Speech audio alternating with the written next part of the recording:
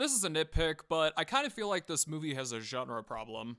It starts off as Flight 93 in the first act, a criminally underrated 9/11 movie, and then it becomes Predator in the second and third acts. Is what I'm saying making sense? Hopefully it does. Let's go.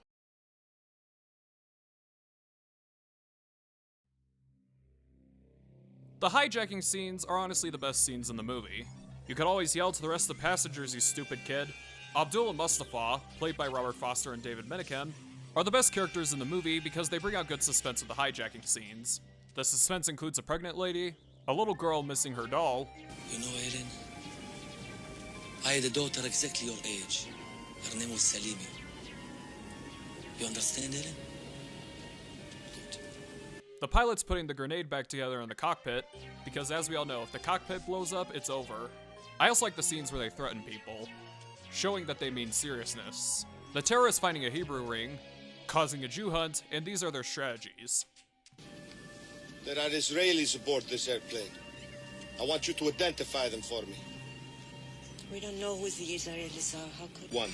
Pick out the passport with Jewish names. American passports do not state religion. Give me the Israelis. There are no Israelis on board. Pick out the Jewish names. And once you see this guy right here, keep in mind this is the 80s, you know that he is screwed. They also find Marines, which we know for a fact they are out of luck. One of them unfortunately gets killed in this movie. The hostages besides the Marines include 2 Jews. Daddy, you're dead.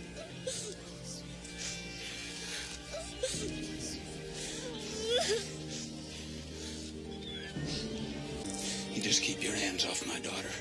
A framed Christian, and another Christian selling himself out. I also like that we see their prison in this movie, showing that the terrorists definitely mean something bigger. After the hostages get captured, women and children are spared, but the men are still prisoners. Jay, you take care of your mom. You understand me?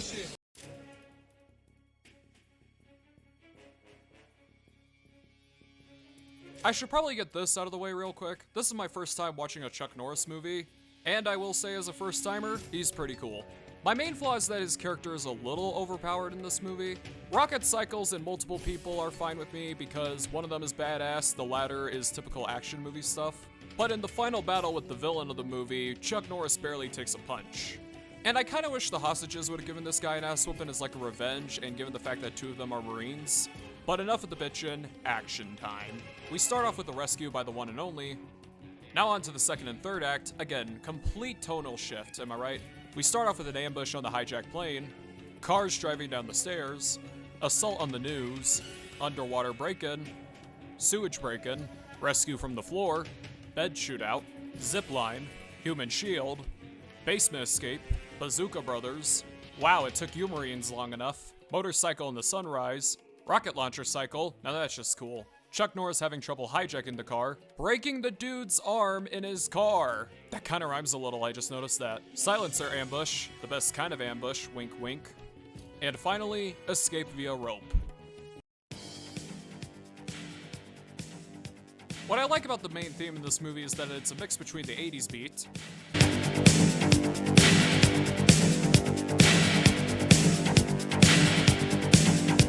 and then turning into that American theme.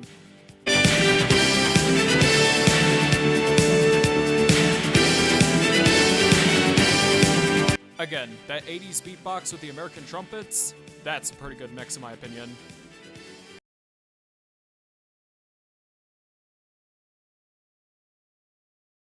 Thought you would like to know we're celebrating our silver wedding anniversary. Congratulations.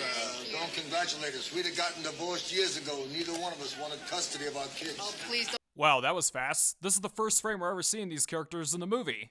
I also like that we have a Christian ally with an 80s internet. However, he sadly gets killed.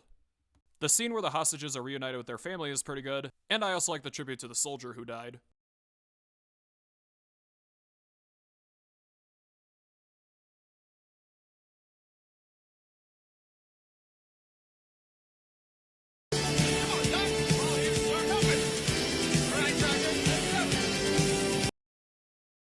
Also, Liam Neeson is in this movie. No, seriously, that guy is Liam Neeson. That is Liam Neeson right there. What that young man didn't know is that he's gonna become Qui-Gon Jinn, and later the Tricks guy in Ted 2.